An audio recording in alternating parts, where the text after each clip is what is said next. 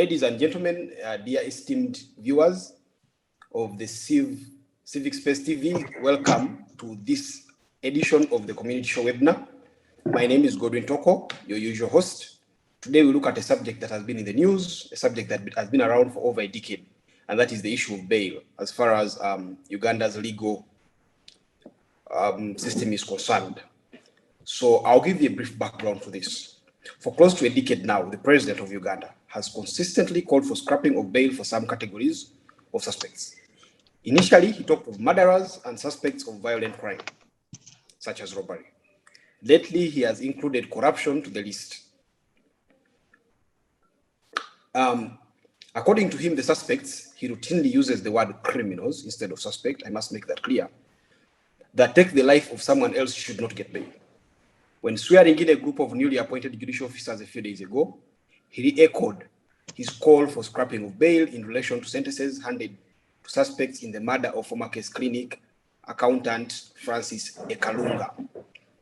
Since then, the subject of bail has drawn a heated debate, with those pro and those against it engaging at different levels.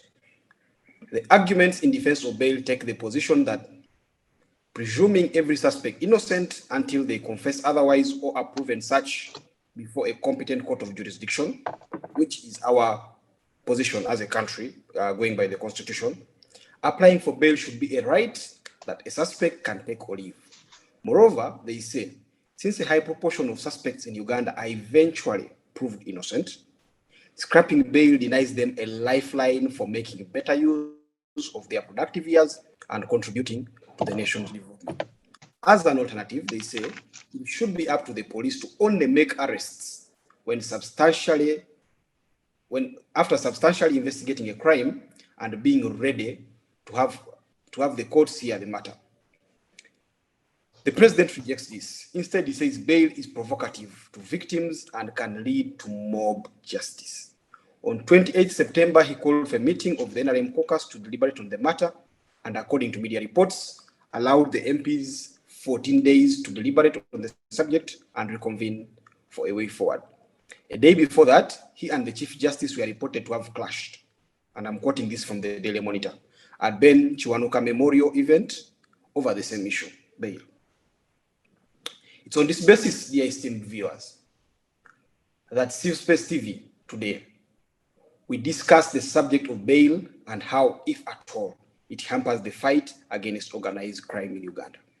We must, and I must, acknowledge that there is organized crime in Uganda, and going by what happened in Masaka a few days ago, it seems to be on the increase. So, we are going to have a panel of eminent gentlemen and one lady. Our first panelist is going to be Mr. Obbo Geoffrey. Obbo Geoffrey is a lawyer, and he is currently the program manager, social justice and strategic litigation at CEFROT, which is Center for Food and Adequate Living. Obbo is already here with us. We are also going to be joined by Mr. Herbert Anderson Burora. Herbert Anderson Burora is now common on this show, and we thank him that whenever we reach out to him, he comes in. Like Chinua Achebe wrote, the story of the hunt will always glorify the hunter until the lion learns to write its own story. And as Chimamanda Ngozi also put it, that there's a danger in having a one-sided story. Anderson normally gives us the government perspective as someone in the kitchen, someone who sees what's happening there. So he gives that perspective that we are grateful for. We are also joined by Austin Nyakabaho, who is a lawyer and currently pursuing a postgraduate diploma in legal practice at the Law Development Center. Last but not least is the only lady today, Nachiwala and Ruth, who, just like Obbo and Austin, is a lawyer herself. She earlier told me that she has some issues with power. She's trying to get an alternative source. She'll be bringing us in a few. It's on this basis, ladies and gentlemen, that we start our discussion now. So for the panelists, the first set of questions are more of the introduction, and I'll give you 3 minutes each. Let me start with you, Mr. Obbo. Being a lawyer, and to our viewers out there that may not know it, what is the current legal position on bail? How can one get bail? Is it compulsory for suspects? Under what, if any, conditions can it be denied? And do you have a feeling that bail as it is now is a good or bad thing? Just your general introduction on bail. Over to you. Briefly, what I would like to say is that first, I think it's good to start with making people understand what bail is. Simply put, one can say bail is written permission from court allowing a person who has been charged with a criminal offense to be out of jail before their sentences. First of all, before their case is heard, so that before giving this person this allowance, that person must fulfill certain conditions that the court gives. So that is briefly, in simple terms, what bail is. The legal basis for bail in our country mainly comes from our constitution, Article 23(6), which allows someone who has been charged with a criminal offense to arrested or charged with a criminal offense. Actually, according to our constitution, you can get bail even before you're charged at the time of arrest. That's when you can even get bail. So Article 23(6) provides that a person can apply for bail and they get bail on conditions that the court sees as reasonable. And that is also it's a very important phrase, but it's usually forgotten. Under reasonable conditions. It's a very important phrase when it comes to bail, because if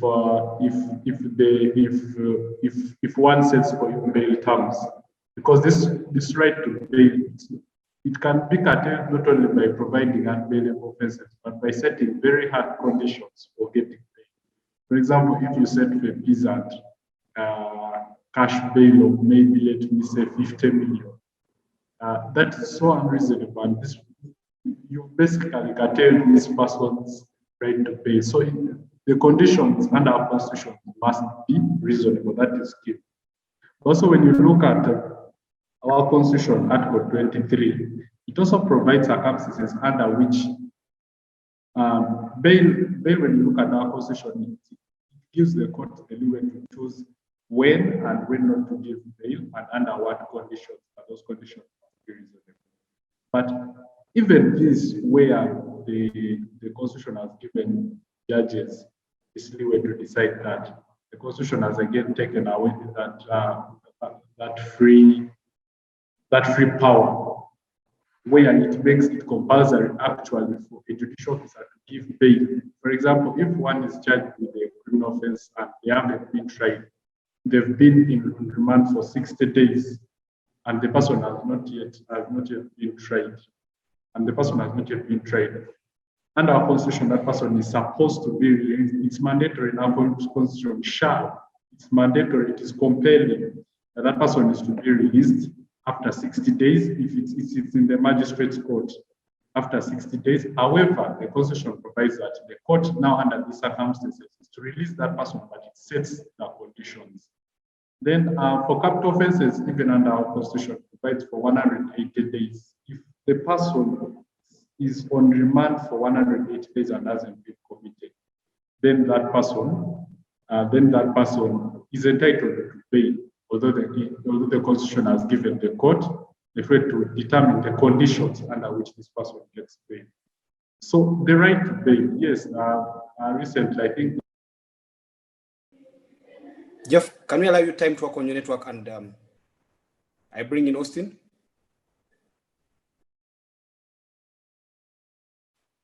Okay, Austin, are you there?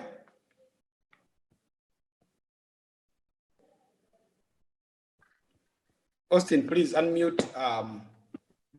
Yes, please.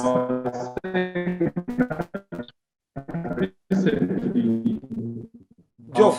President made a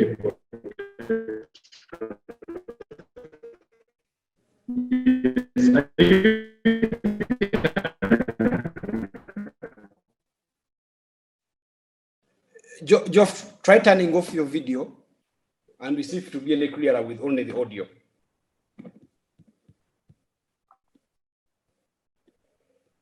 Geoff. Okay. Austin, are you there? Yes, please, I am. Okay, so that's good. That's good. Your network seems stable, and I hope it stays like that. So, you know, you're a lawyer. You're still studying for your post-graduate diploma in legal practice. So, within the legal community, the legal fraternity of students and the everyday people that I'm sure you interact with when you go to buy a Rolex out there in Kagugube and all these places, how did they receive the president's message? I mean, when in this country, when the border guy knows something, he won't keep it to himself, he will speak it. When the Rolex guy knows something and you go to buy Rolex, he will engage you. I just want to know from you and your own assessment, how people receive this message. Do you think they agree with the president, or do they think that the president is going overboard? Just take us through that. Okay, based on the interactions that I've currently had, there are very mixed feelings as regards to the issue of the bail and the president's sentiments towards bail. We see that majority of the people that I've discussed with obviously oppose the issue of scrapping bail, most especially for suspects. And as the president, as you have already mentioned earlier, the president calls them criminals instead of suspects, which means that he probably has already condemned them without giving them a fair trial. I think that with the scrapping or with the president's message, he's sending a dangerous message out to, let's say, the society at large, because obviously our law states that there will be you're innocent until proven guilty, and bail as a constitutional right, and bail as a constitutional right is there to help you realize that as your trial goes on, or as the prosecution is waiting to hear your case out, you'll still be given some fundamental freedoms as they make their case. With the scrapping of bail, generally, we see that society at large is against it, because here you'll be condemning someone before their case has been heard. You'll literally be saying that you are guilty until proven innocent, and that is quite problematic. It is quite problematic for the rule of law in our country, as it goes against the constitution. It goes against the reasoning behind bail as a constitutional right. Yes, thank you. Okay, thank you, Austin. Unfortunately, I'm going to have to keep it with you because the two panelists are not back, so I'll keep engaging. You said bail is a right, and that is something Obbo alluded to earlier. But isn't that one of the misnomers we have in the society? People calling bail a right, yet it should be the application for bail that is a right. Because, I mean, if it were a right, you'd be entitled to it regardless. But you can apply for bail, and like Geoffrey told us, it can be denied. It's on the court's discretion. So is there something you want to say on that? Yes. We do realize that, okay, bail, the application of for bail is the right in itself as enshrined in the Constitution. However, if you're to refuse the people from applying for bail, as the president has stated that bail should not be granted, there you are essentially condemning them. So while I'm saying that bail is a right, in as much as it might be granted or it might not, it may not be granted to everyone. You may apply for it. Basically says that if you bail should be scrapped. So there, essentially, you're condemning someone.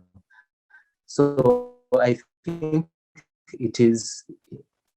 I think it is a thin line, if I'm to say, as regards to, and one of the only recourse to bail being one of the only recourse to the excessive use of pretrial detention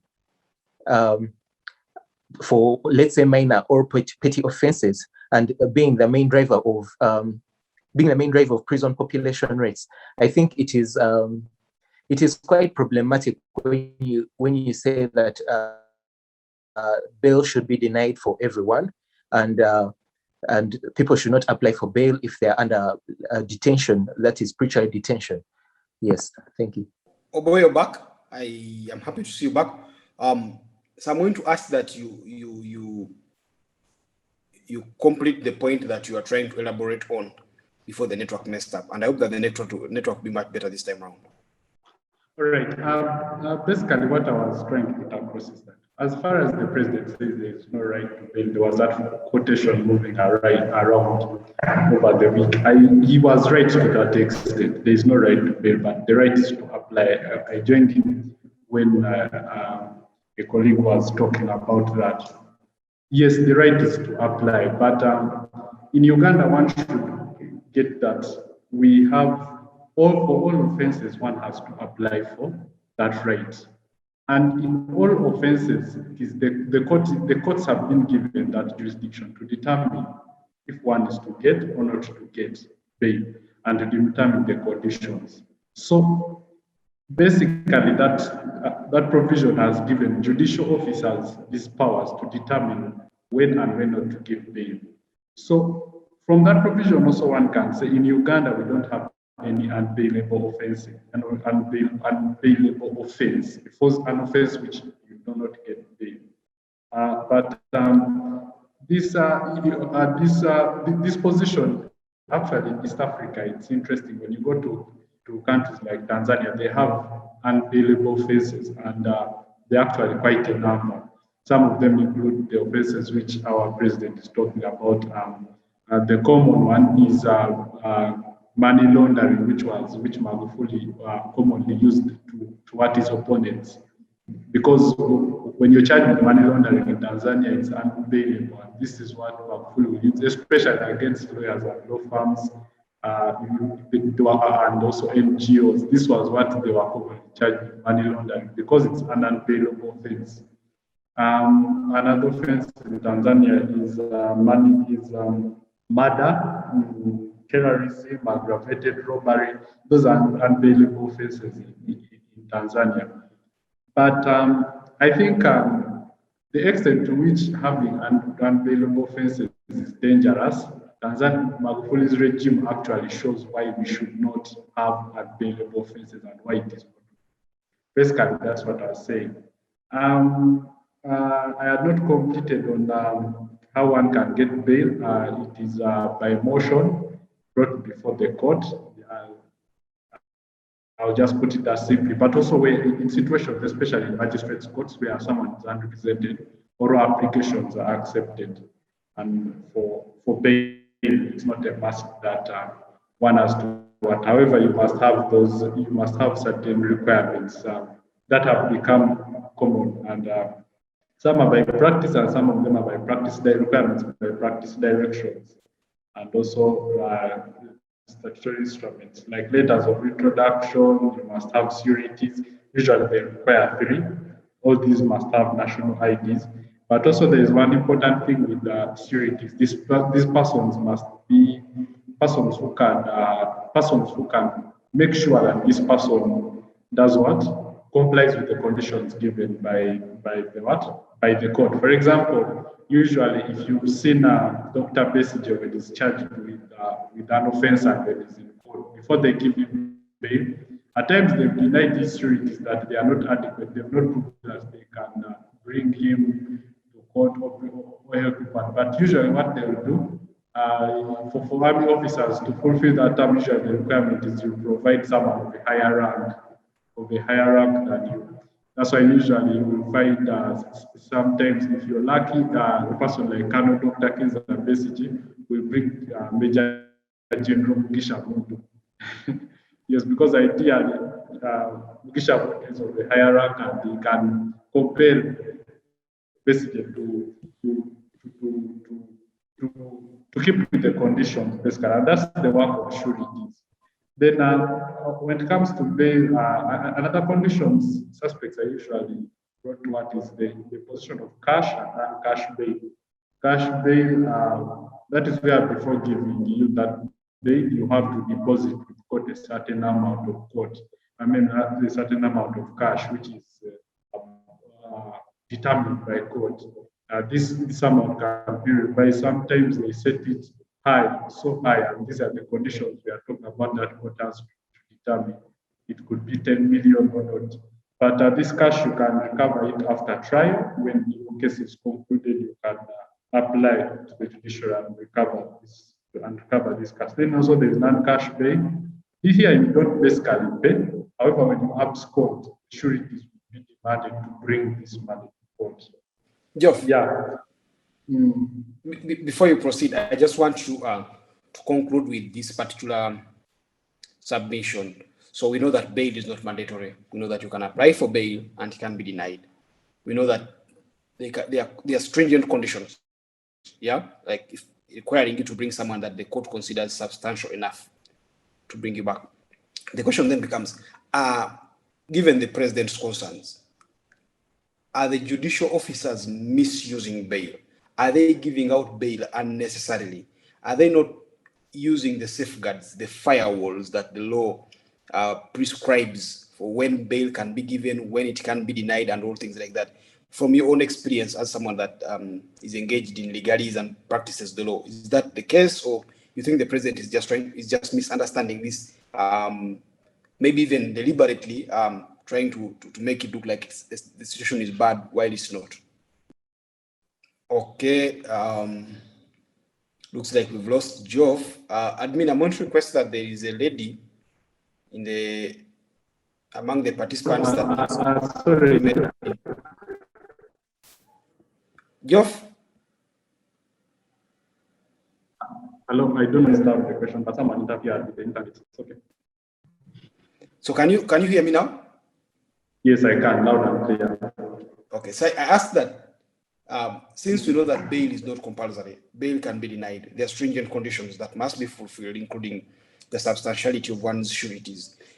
Is this a case of judicial officers, the judges, magistrates, and all these other people misunderstanding their powers and giving out bail unnecessarily to suspects that can then turn around and create and commit grave criminal offenses? Or is the president the one misunderstanding this, perhaps pushing it without much information, or doing so for some personal selfish reason that we may not know? I mean, as you talked of Tanzania, for instance. Basically, I would say the president's what is misconceived. I would say basically judicial officers in this role of bail, I think they do what is adequate. For example, it's not always that this bail, when people apply for it, people always give it. And actually, usually there are cases where you find that someone to prove that because of a certain habit, they are likely to ask for the run out of the jurisdiction of the court, maybe outside Uganda. Court has at times denied this,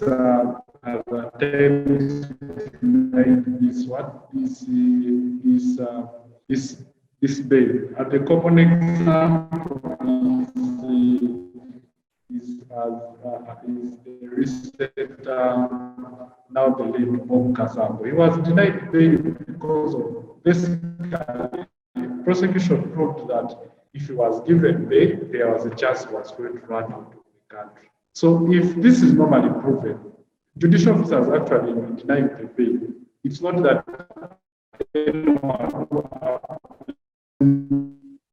Obbo, I'm going to request that you turn off your video. Facing common threat on this from the government. Obbo, turn off the video.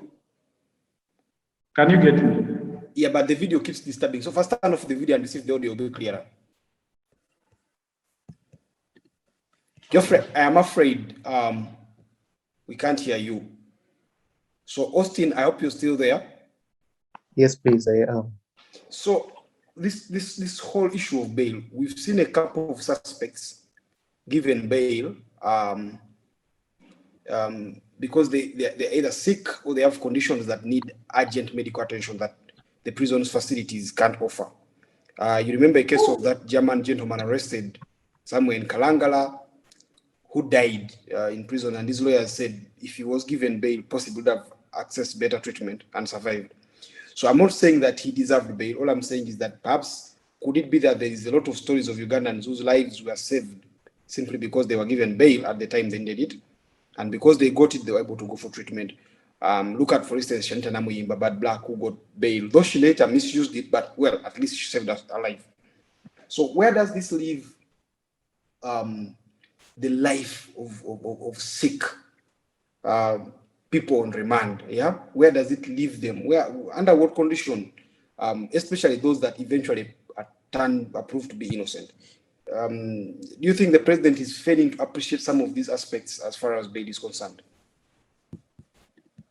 Thank you very much. I think that Uganda's, first of all, that Uganda's health situation is not the best, and we have a lot to go. We have a lot to do in order to better it, and these government facilities, most especially the prisons, the health facilities and the health services that are provided are almost non-existent. So for a person who requires adequate medical attention, or who requires medical attention more than what the prison services can provide, I'll find that they will be put at a disadvantage, if I'm to say that, because you realize that majority of the prisons and majority of the services provided for in the prisons are a reflection of what the services that are generally there for the people of the country. You'll find that prisons do not have specialized treatments for people who require adequate medical attention. For example, you cannot tell me that a cancer patient will receive radiology or services from the prison centers, yet the drugs are inadequate, or the medication or the medical attention that is needed to take care of them is going to be provided. So we'll see that it's going to be a lot with the issue that scrapping of bail for such suspects is going to fundamentally affect them, and not only those who require urgent or who require specialized, those who do not require specialized treatment. You'll find that those who are detained and those who are detained pre-trial end up having mental breakdowns. They end up getting mental illnesses because the trauma is too much.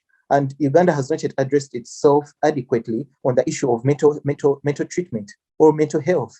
And these prisoners who are usually found not guilty after their trial, you end up seeing that they have post-traumatic disorders, or the thoughts of suicide, or yes, exactly. So I think that we need to address this issue of bail. The issue of bail being scraped off is probably going to be worse for suspects who are arrested. And I think there's a political motivation behind it. The president, there is definitely a political motivation behind it, and it's ought to backfire, or it will definitely infringe on certain rights of certain peoples.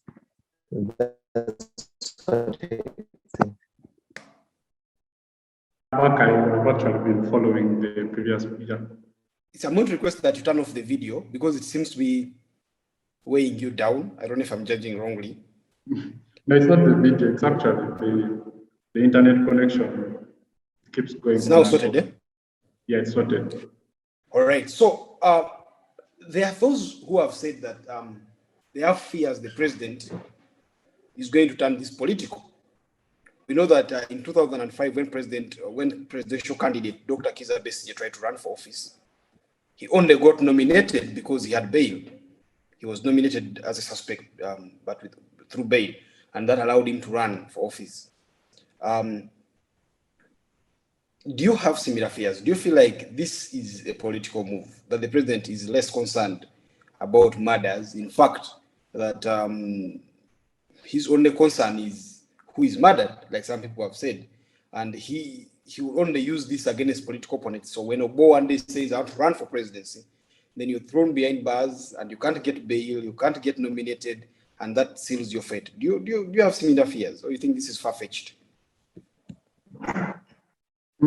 I think the fears are legitimate because this issue of having non-bailable offences is not the first time actually we've had it in Uganda that has been used for political motives. When you look at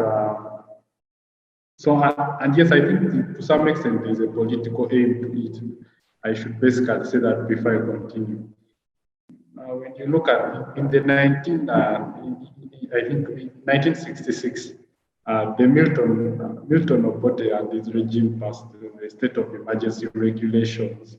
Under these regulations, one would be detained for a period of time that was unspecified, and even the ones that were specified, the president had the prerogative to say it continues or to extend this. And these offenses at the time were unbailable. You could not apply for bail in these offenses. And one of the people that fell to this is Grace Binjira and even Matov. I've forgotten them. I think the other two I've forgotten them. But yes, and this was basically the motive of this law. You couldn't get bail. It's the same thing today. And it's the same. I already talked about Tanzania. They have money laundering. That has been many politicians being charged with money laundering. The Magufuli regime was popular for that. Civil society lawyers charged with money laundering, lawyers who are commonly involved in this case, because money laundering in Tanzania is an unbailable offense. You don't get bail. And I think this shows directly what we are headed for. If it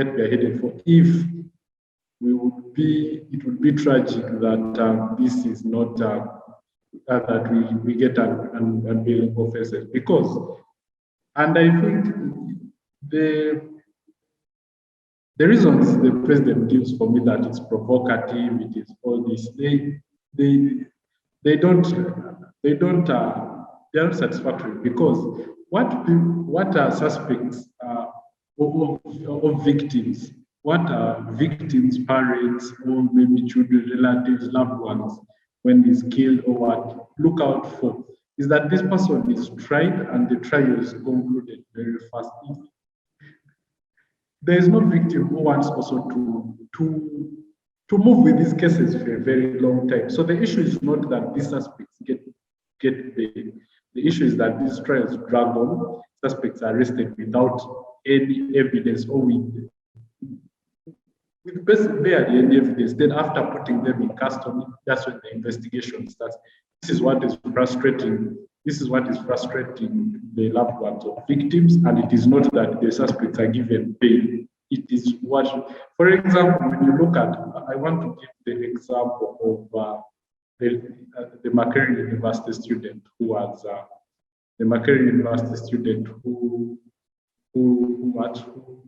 was killed a few years ago. Her loved ones were not angry that the suspect in that case got bail. They are angry that up to this time, since I think 2016, I don't remember, since 2016, no trial has taken place. The frustration is not that it's out on bail. The frustration is that people want the suspects to be tried and either convicted or acquitted, not whether they are given bail or not. Yeah, basically. So it's politically motivated. That's basically what I can say. It's not to help victims or anything towards suspects. Okay, thank you very much, Geoff. That was a good submission. So I'm going to turn to our third panelist who has joined us finally, and that's Ruth Nachiwala. Ruth, are you here with us? First unmute and try to speak, and we'll see if you're audible enough. Good morning, everyone. I'm sorry I had some challenges in the morning, but I hope you can hear me now. Yes, we can, loud and clear. So I'm going to ask you a question right away. You know, we've read reports of congestion and other appalling conditions in prisons and other places of detention in this country. As someone that has engaged in some outreaches in these prisons across the country, from your own assessment, how is the condition in these facilities, and how will it be for the suspects if there is no bail? Because some could argue that, well, bail somehow decongests the prisons. Now, without it, how will, without it for some offenses like the president is putting it, how will the condition be? Okay. I have, during my undergrad, I used to volunteer with the legal clinic at Makerere, and we visited quite a number of prisons. We went to Mubende, we did Kigo, we did Luzira, and I can tell you they are congested, because if you ask most of the OCs of those prisons, they will tell you, oh, we are supposed to have this number, probably we're supposed to be having about 500 inmates, but we receive more than those and we cannot turn them away. So, for example, sorry, hold on a bit.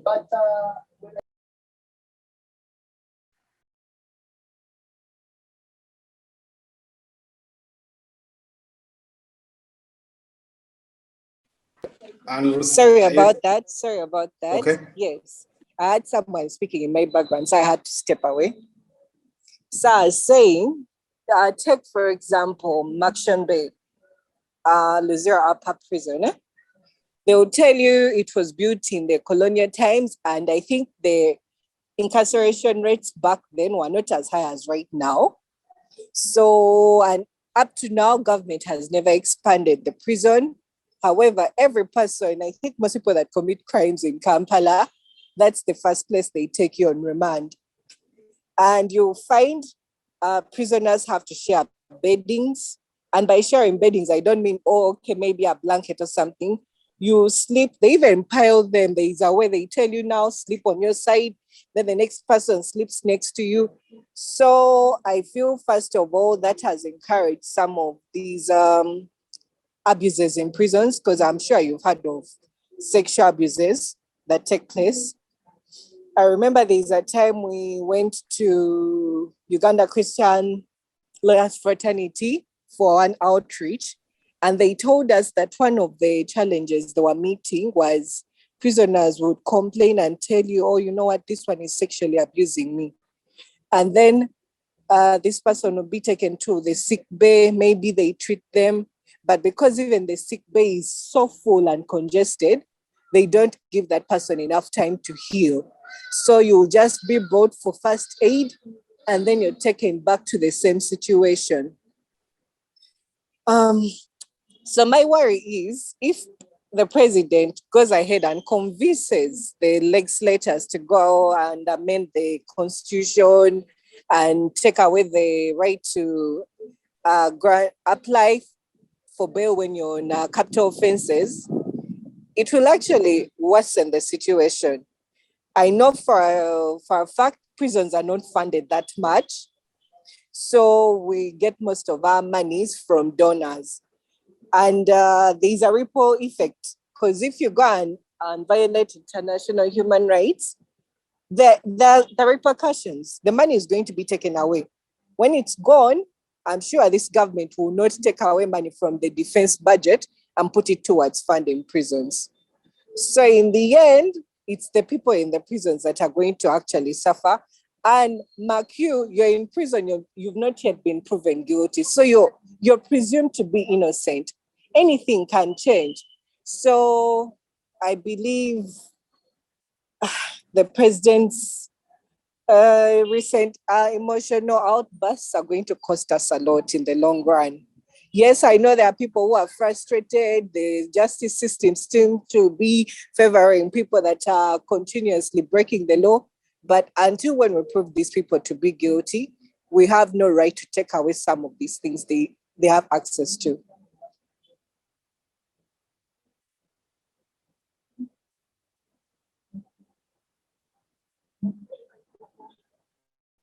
Godwin, can you hear me? Yes, I can. Is that your submission? Yes, please, that is it. Okay, then before I move to the next panelist, since you joined in late, I want to ask you two questions at once.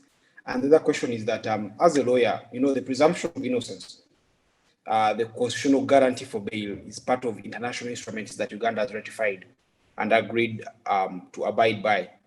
So if Uganda changes this, if Uganda, for instance, abandons some of the crimes and withdraws them from the bailable offenses and marks them as unbailable, where does this leave Uganda internationally?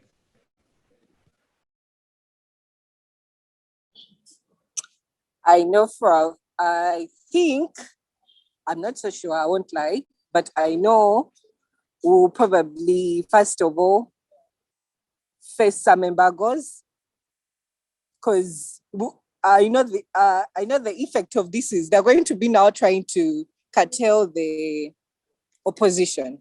That's the plan. No one can even lie that, oh, you know what, they're just going to get normal people. No, it's the opposition that they are targeting. So it means in the long run, our country will be like all those other countries that are considered non-democratic.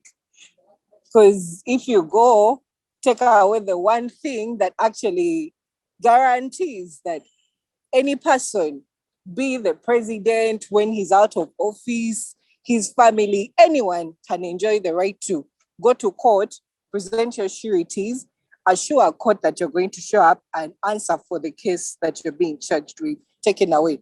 Then I'm sure you're going to see funding. Yes, the donors will turn them. Yes, first of all, the donors, that's a clear-cut one. We're going to have issues with our funding. And the funding cuts across, because you know our government is struggling. We have a big debt burden. I don't think we can finance our budget on our own, and it's going to now even worsen. Secondly, by Uganda going ahead and voting the same international instruments it ratified, then we're going to have people taking us to all these international tribunals. And in the end, yes, when these courts pronounce themselves, normally there are also costs that come with that. Is Museveni going to pay this price alone? No, it's us, the citizenry, that pay actually in the long run. So my appeal to the ruling party, to its please look at this life and know everything is going to happen for a good reason. Yes, right now you think you're going to curtail your opponents. They won't have any right to access courts. You lock them up in prison, maybe even throw away the keys in the lakes. But to what end? Government is going to change tomorrow, and these same laws are going to be waiting for you. Case in point is the aggressive injurers back then. They went past this law thinking it wasn't going to bite. But when it came to that end, they were running to courts and trying to get court to look at them in a different way. So sadly, right now, as the citizens, we can't do much, but I pray to God that our legislators don't just fall prey and vote because they're going to get money at the end of the day.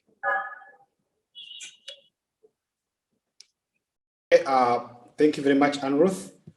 Let me bring in Austin. Austin, you've just listened to the last part of Anne Ruth's submission. She cited Ibingira, but Ingira is just one. We could cite Mbabazi as far as Mbabazi, as far as Poma is concerned.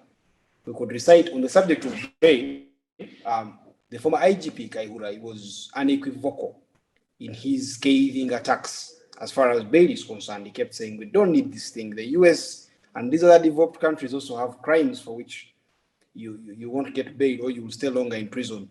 But when he fell out of favor, just like when Ibingira did, and just like when Mbabazi did, the particular laws they bring, the laws they birthed, all the policies they tried hard to push for, came back to haunt them. Kaihura's legal team made a very passionate argument before the court martial saying he needs to go back home. He is an old man. He needs to touch, quote unquote, his woman, and all these things they said. Do you think this is a case of the government, the leaders of Uganda, the president, not understanding or not reading Uganda's history and making a mistake that others have made that he should have learned from? Yes. I think one thing that humans in general have is that we barely learn from history. That's why the same events keep on recurring, and no one usually, and in as much as it is anticipated, you know that humans will keep on making the same mistakes and no one will learn from them. Right now, I think the president thinks that because he and also the majority of the leaders who are pushing for this, because they control the power currently, and they are the ones who are making these decisions. They think it will not affect them, but we've seen history proving them wrong. That eventually, what you're pushing for will eventually catch up with you, and it will definitely affect you. All these things that are politically motivated, without hindsight to what happened to, let's say, our history. For example, what happened to Nigeria, what happened to Amama Mbabazi with the Public Order and Management Act. Things eventually catch up to you, because in as much as you may not be in as much as you may be in power, and in as much as you may push for something that curtails the rights of others, in politics, there is something that is called that there's a saying that goes around that in politics there's no permanent enemy and there's no permanent friend. Meaning that once you are in favor with one person, the next day you will fall out of favor with them. We have seen the case studies of Mama Babazi and Kale Kaigura recently. You're in favor with the government and you keep on arguing for policies that are detrimental to the rights of other citizens. However, once you fall out of favor, and once you fall out of favor of the power, you'll be affected in the same way for these same for the same derogations that you have been pushing for. So I think that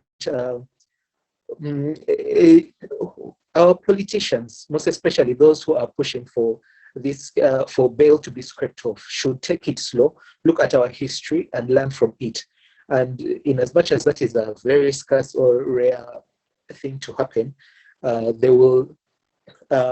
we need to advocate and push to make sure that these mistakes do not keep on occurring the same way that they keep on occurring. I think raising our voices against these political opponents. And yes, am I being heard? Okay, thank you. It's so unfortunate that we don't have Anderson. There are questions I would have liked to ask him concerning what you just said, but regardless, we move. So I'm going to turn to Council Obbo. Obbo, I just want to know from your own perspective, is the president, do you sometimes sympathize with the president? Because clearly he does have to fight crime. We've seen a violent crime happening in parts of Uganda. We've seen people murdered brutally, 20 plus women killed in massacre. We've seen murder happening across the country. So do you feel like sometimes he gets overwhelmed and he thinks that if we can punish these suspects more, if we can punish, to use his words, the criminals more, this will serve as a good deterrence that will ensure that crime comes down? As a matter of fact, when the president was making the statement before the judicial officers were sworn in, he made it in reference to the former case clinic accountant who was brutally killed. At that same event, he said, if you're given life, at the event with the Chief Justice, the Benjamin Memorial, said if you're given life sentence, why should it be commuted to about 25 years? You should spend the rest of your life in jail. He also said, for the suspects of the Ekalunga case, the former case clinic accountant, he said, we need to appeal. He directed the DPP to appeal, that instead of giving the lead suspect in that case, 25 life imprisonment, he should be sentenced to death. And he said that death penalty still exists in Uganda and is going to put it to good use. So given these circumstances and how the president is speaking and where he's coming from, do you feel like he desperately needs these particular measures to fight crime? Do you sympathize with it? A direct answer to that is no, I don't sympathize with him. Like I have said before, removing bail is not a way of fighting crime. The best way to fight this crime is to invest money in criminal trials, investigations. In investigations, this is at the police level, criminal trials with the prosecution level, and even the judges who handle criminal cases.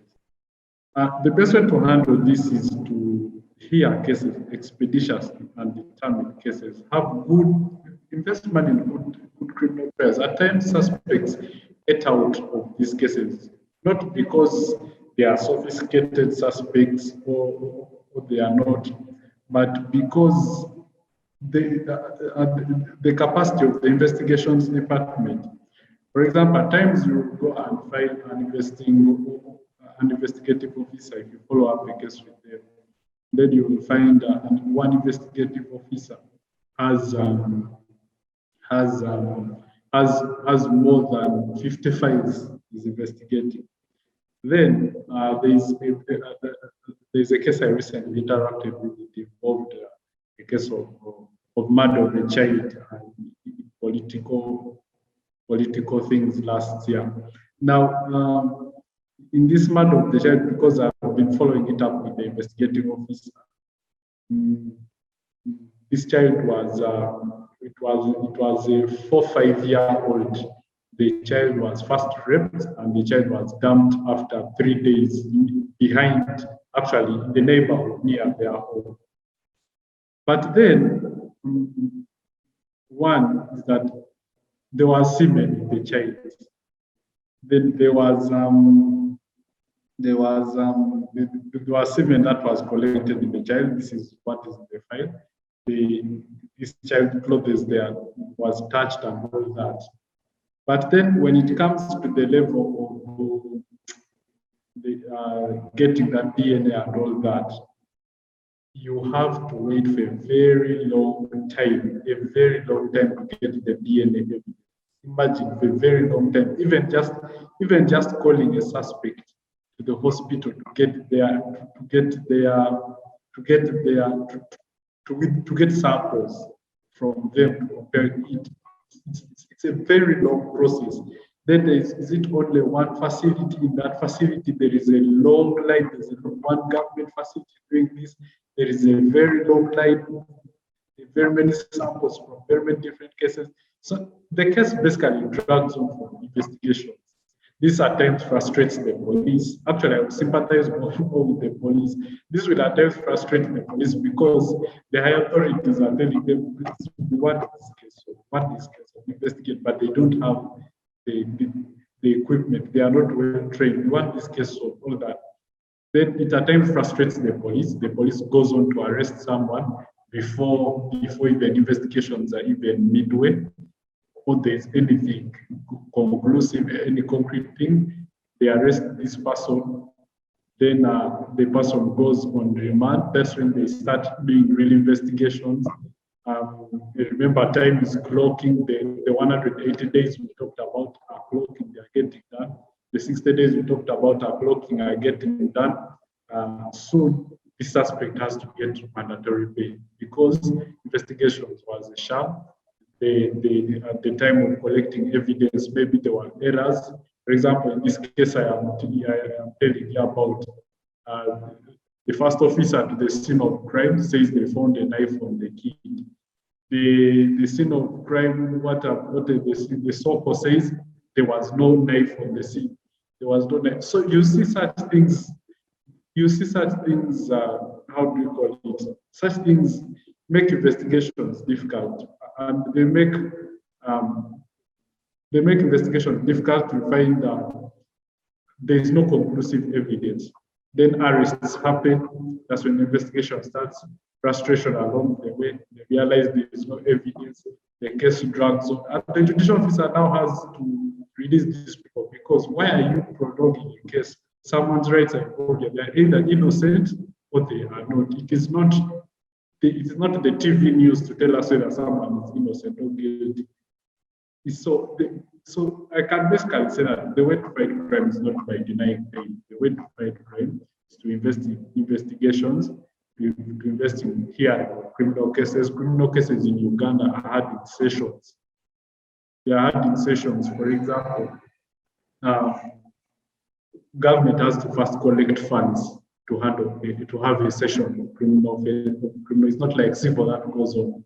Government has to collect funds first. Then say that there will be a criminal session for maybe these cases, and they handle those cases for that criminal session. Then maybe if when that session gets finished, some cases are not concluded, they are pushed to the next session.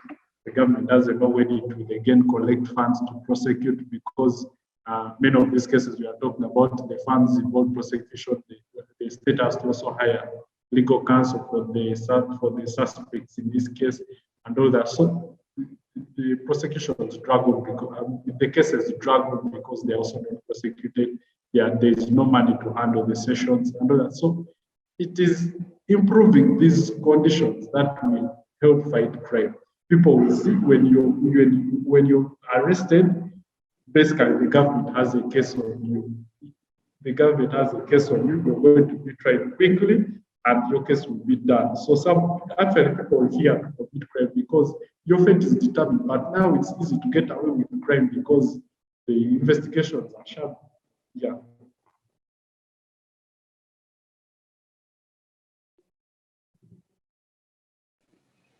Okay, thank you very much, Jeff. Let's move to Austin. Austin, if you met the president of Uganda, and I wish that you meet him someday anyway, and you were to advise him on one thing, how to fight crime under the current circumstances. I know Geoff has hinted on a couple of things. In your own words, what would you tell him to do to help him fight crime without necessarily touching the legal provisions on bail? I think this question requires us to look at the underlying causes of crime. And basically, you'll see that a lot of the main reasons, or the majority of the prison population that we've done work with, let's say, for example, as Anne had put earlier, I worked with her in the public interest law clinic at Makerere for undergrad, and we visited a lot of these prisons like Muinaina, we visited Chigo, we visited Chitalia, Luzira. A lot of the prison population is majorly the youth that have been arrested for mainly minor and petty offenses, say for Luzira. We see that we need to address the underlying conditions, and these are social and economic in nature.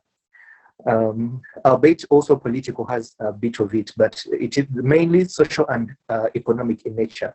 We need to address, I think I would address the president on the efficacy of youth employment and the efficacy of youth employment programs that the government has in place. It does not help to have programs for youth, yet majority of these programs are usually get kept. Like the youth that are in are get keeping it from other youths, and yet there are various youths, for example, those in the slums, those in rural areas who also need to benefit from these projects. I think we need to address the issue of youth employment, and we need to address that issue quite urgently, because it's a matter of urgency. The majority of the prison population is a youthful population. This is a working population. and it is essential for our economic growth. However, if it is not addressed, basically we'll keep on having these crimes for minor and petty offenses. And if bail is rejected, we'll keep on saying that there is congestion in prisons over such offenses. Secondly, I'd also like the president, I'd address the president on the need for, albeit it being quite difficult, the need for having political freedoms for majority of these people. We see that I think the main motivation behind him scrapping off bail is purposely for political reasons. And I think that is the main, you see, the main reason that they are giving, that it is giving NRM a bad name, or the granting of bail is giving NRM, it all falls back to the politics.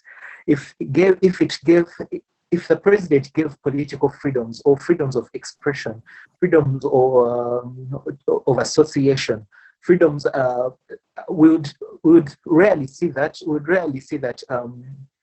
If the government came up and made a name for its own, and the opposition also came up and gave its own views, I think would also have a little less interference in the laws that are currently quite adequate to cater for whatever problems that we have. But we need to address mainly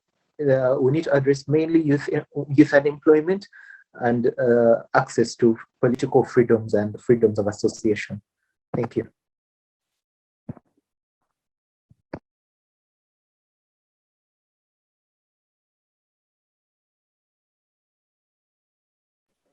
And Ruth, hope you're still with us. Thank you very much, Austin. So, Anne Ruth, over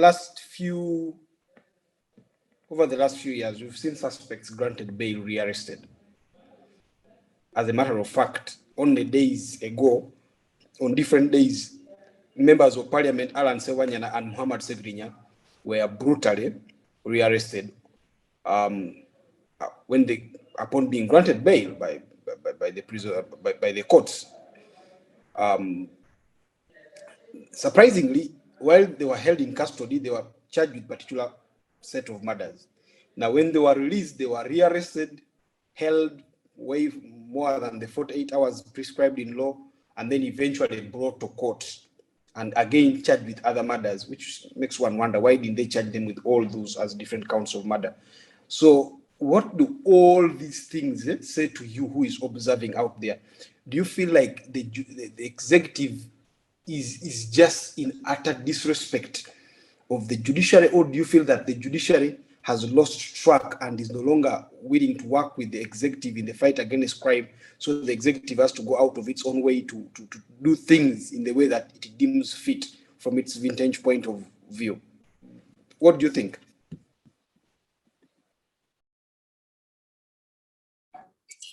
Thank you, Godwin. I think the first thing we should look at is the judiciary. Yes, a separate arm of government, but it's enabled to do it. Funding from the executive basically enables the judiciary carry out its mandate. Now, if you go back to reports that have been released over the years, I don't know if you've had access to look at some of the work that has been done by CEPIL, the Judicial Scorecard.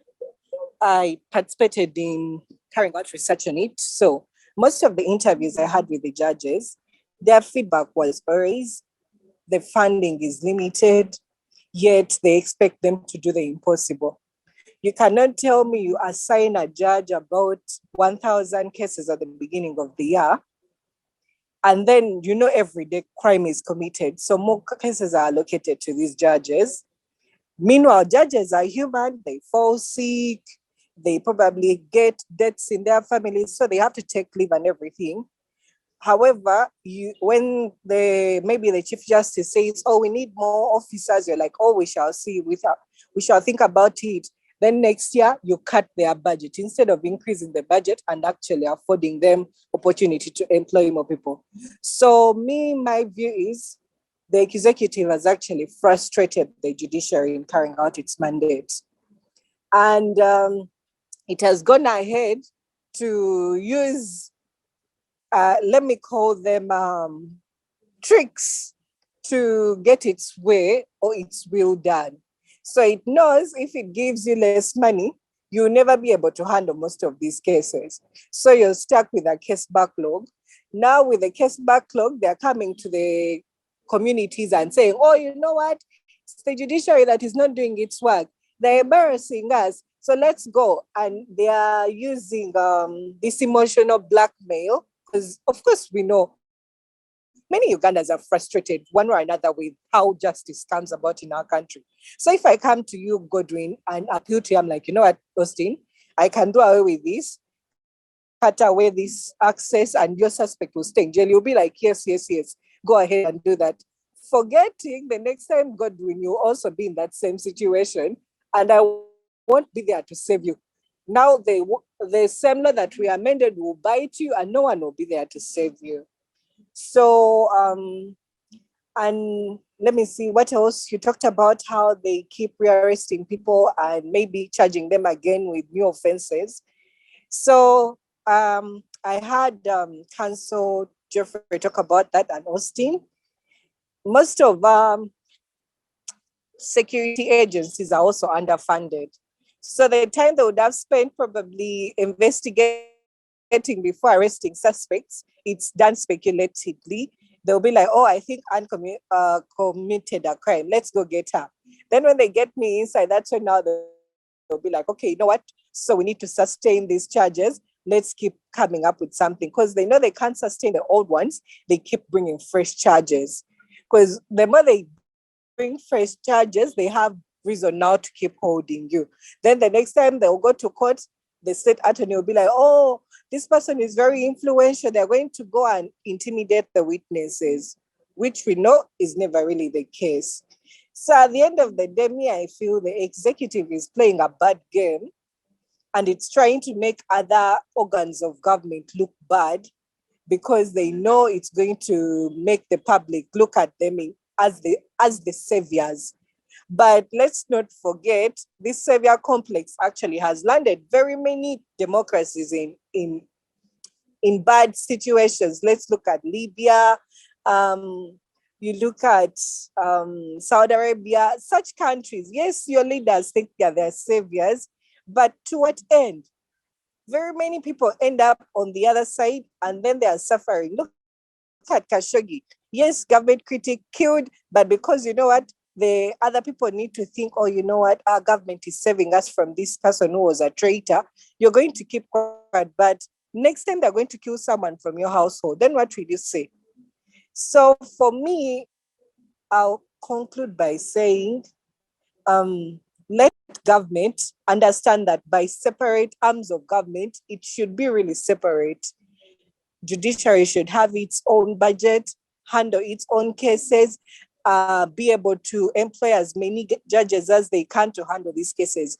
If we have such, I'm sure we will not have people out on bail after 60 days or 180 days, because investigations are still ongoing. And then you find 5 years later, investigations are still ongoing. And to what end? So I would advise the president, let him try to fund the police, fund the security organs that are supposed to keep order. Maybe the crime rates will go down. Maybe the judges will be able to do their work and not be frustrated. And then we go back to the drawing board if all that fails. Until then, I don't think they're doing enough. Okay, thank you. I want to turn to Obbo. Obbo, I want to get your own theory. We've got the one of Anne and we've got the one of, okay, seems like we don't have Obbo. Seems like we just lost Obbo. So I'll turn to Austin. Austin, why do you think, do you see any suspicion with the timing of this particular move by the president to have bail scrapped at this particular point in time? Or do you think it's just coincidence?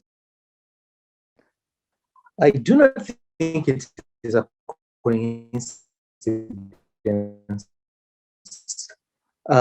Very calculated. He's related, and he knows exactly what he is doing and at that particular time, or what he's pushing for.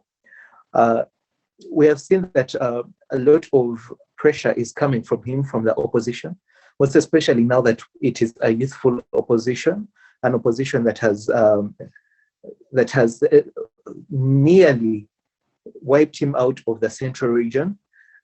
And you see that he is quite panicky and he's quite threatened by the forces that are coming up. So when we say that it is politically motivated, I think that he wants to control the political scene. Once he has, let's say, political prisoners, they will first remain there and they first make them contemplate, and that contemplate is in quotes, their actions and their decisions. I also think that he is quite, the president knows exactly what he's doing by saying, by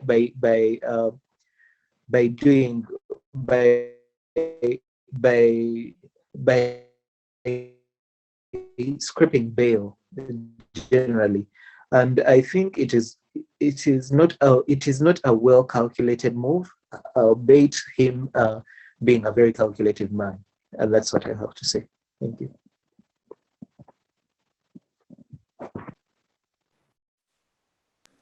Okay, thank you very much. Let me turn to Ruth.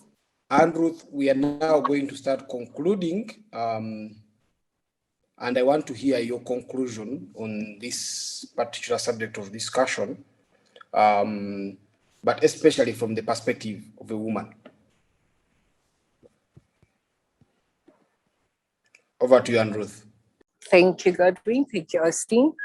So, in conclusion, number one, I feel okay. Yes, by the way, I think in our discussion, we didn't even mention that we had also visited women's prisons. Yes, we did. And many women are there languishing over some of these capital offenses, yes, stemming from domestic violence and stuff like that.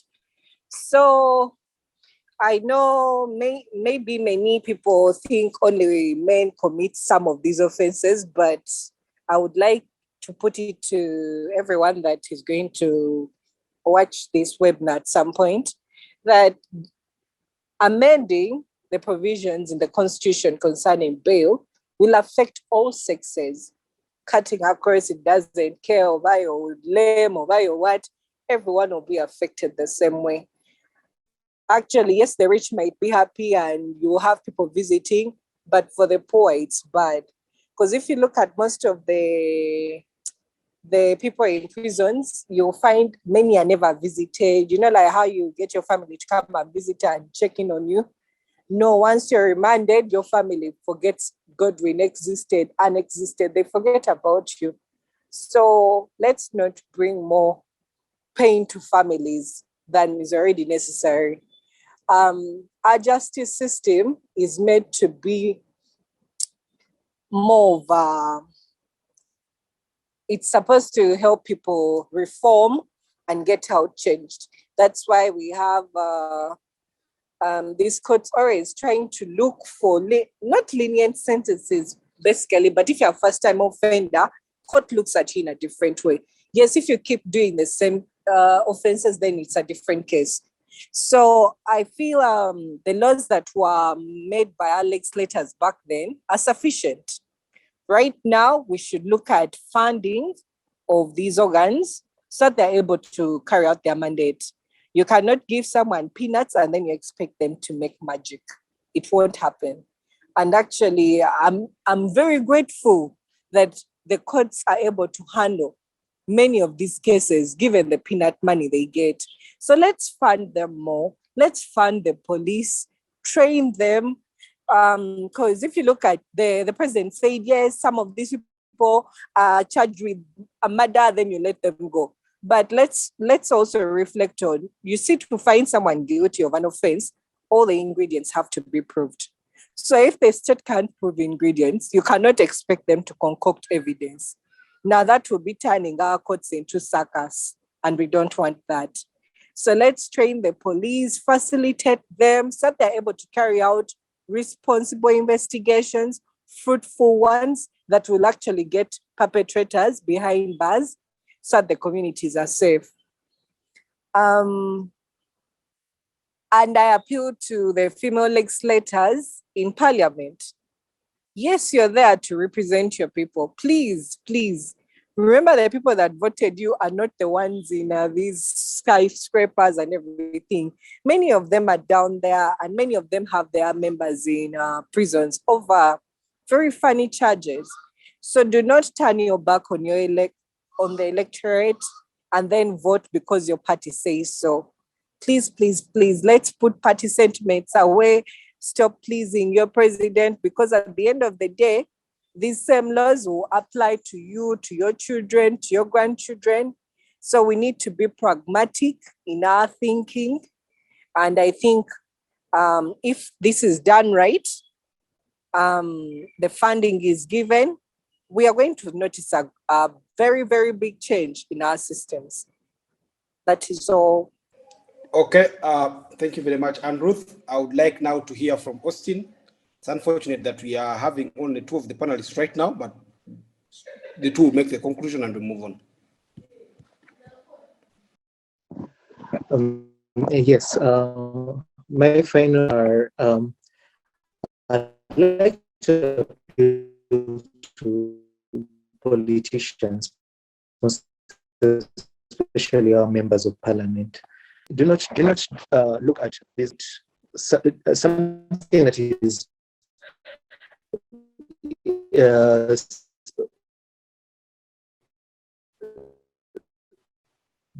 do not play with these laws, say, because these laws eventually apply to you. They will apply to your children, as Anne had said, even to the electorate that voted you in. Stand up for what you believe is right. I think there are different ways in which we can all participate to stop crime within our societies. And I do not think that removal of bail is one of them, or tampering with the laws that look at different avenues in which we should let us based on political sentiments, based on current political sentiments, because we know that history has shown that such decisions have been fatal to societies. And that's it. That's all I have for my final remarks. Thank you. Thank you very much, Austin. Thank you very much, Anne Ruth. Thank you very much, Anderson. And thank you very much, Geoff Obbo, both of whom joined us and later dropped off. We are always grateful and privileged to have you participate in these discussions and share with our dear esteemed viewers. To our esteemed viewers, thank you very much. We're happy that you routinely subscribe and watch these discussions and participate in them as best you can. We encourage you to continue doing so. There's a couple of discussions we have.